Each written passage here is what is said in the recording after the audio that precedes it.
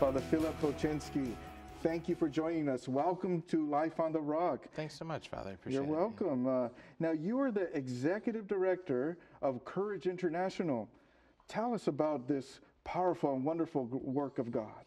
Well, Courage was founded in 1980 in the Archdiocese of New York, and the Archbishop at the time was Cardinal Terence Cook, and he had a real sense for what Pope Francis has since called the Church of the Peripheries, people who were separated from the Church for one reason or another, and really needed the Church's missionary attention as well as their compassion. And so he set up an office in the Archdiocese along with Father Edwin O'Brien, who's now Cardinal O'Brien, to identify communities that needed a particular attention. And one of the communities that they identified were people who experienced same-sex attractions, many of whom identified as LGBT, as we would now call it, who were making a decision that they wanted to live a chaste life. Some of them were already involved in homosexual relationships. Others were very private about it, but living with this experience. And they were all asking themselves kind of, what is it that God wants for me, and how can the Church help? And so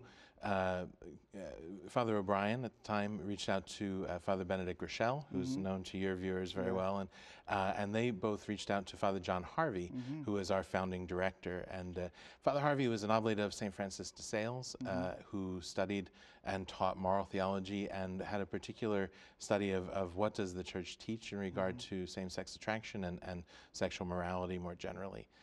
So between the three of them, those fathers got a little group together there in Manhattan, which started meeting at the end of September 1980.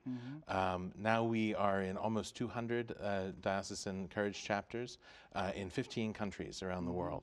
And I don't think Father Harvey would ever have expected it to grow as it did. But soon after they started meeting, the first Courage members came up with some goals that they wanted to pursue together. And those are still the goals that we read at the beginning of every single Courage meeting. They're kind of our constitution. So those are the 5 goals? The 5 goals of Courage, right? And what are these 5 goals? Well, first of all, to live chaste lives as in accordance with what the Church teaches about homosexuality. So this really, I think, sets us apart from some other ministries that are operating that are silent sometimes about the necessity of the virtue of chastity for everybody, including people who experience same-sex attraction. And then the other 4 goals support the first goal. So the second goal is to grow in a life of prayer and dedication. Then to support one another by sharing experiences and developing a real bond of mutual compassion and support. To form chaste friendships within the group, so that we can help each other to form chaste friendships in the rest of life, and finally to live lives that can be a good example to other people. So, so as I say, we've grown a lot since then, and our ministry has expanded to also include continuing formation for people who are in ministry, our priests and deacons primarily, and other people involved in ministry in their parish and their diocese, and as best we can to engage in the conversation in the Church and in the world about these important issues that we're dealing with. Wonderful. You know, one thing in our culture, in the world today, we hear these initialisms, LBGT or LBGTQ, you know, and you know, people go and they see that as their identity. You know, talk to us a little bit about identity from those who are suffering same-sex attraction. What is the identity problem all about? Sure. Well, I think, first of all, I might push back a little bit on something you just said, where you said people who suffer from same-sex attraction. We know that there are a lot of emotional burdens that people carry, but if I say to you, I know you're suffering and I can fix it, well, what's your response? Father, you don't even know me. How do you know if I'm suffering or not? And then the wall comes down and we don't have to talk anymore, right? And I think the same thing, so we would talk about people who experience same-sex attraction, because Pope Francis wants us to accompany people starting from their situation. I think that we see the same danger in using labels for ourselves or for other people. You know, if I don't really have an interest in getting to know you and having to be compassionate, then if I can put a label on you, I don't have to worry about anything after that. I've decided I know who you are, I know your story. Even better, if you put a label on yourself, then I don't have to do anything. I can just treat you the way I assume you want to be treated based on the label that you put on. And we know how dangerous that is in every part of our lives to call people any kind of labels or limit our understanding or our care for a person to just one part of their experience or who they are.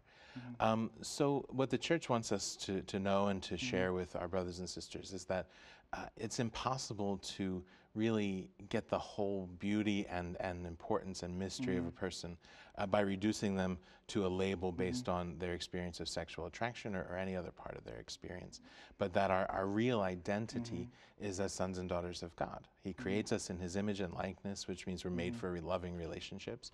He creates us male and female, which means our sexuality is part of our call to love and to love according to a certain pattern.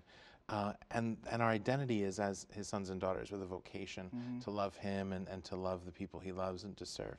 And certainly sexual attraction, sexual desire is an important and very profound part of our experience.